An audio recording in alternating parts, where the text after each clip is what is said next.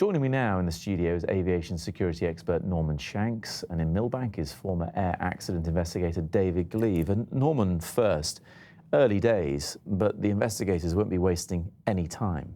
No, they won't. They'll be looking at this from several aspects. The technical aspect as to why this crashed, why the aircraft lost so much height in a relatively short space of time, why there was no call from the cockpit. Although, having said that, the last thing on their mind is to speak to somebody on the radio. They will try and fly the aircraft to safety.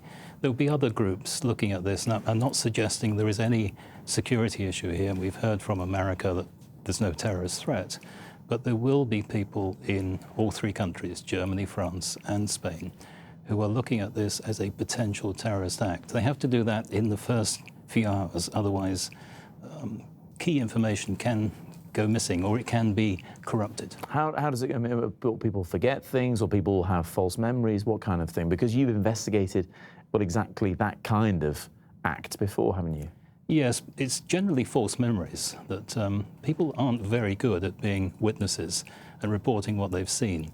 And with 24-hour news coverage, memories are created that perhaps didn't exist. So unless you get into that very quickly, I'm talking of individual questions, then that can be a problem. The technical aspect in terms of flight manifests and everything else, that's on paper, on data, so that's not corruptible. Okay.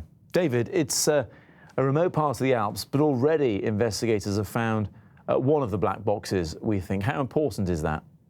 That's going to be incredibly important in this investigation. As you can see, we have the aeroplane has been ripped apart on impact.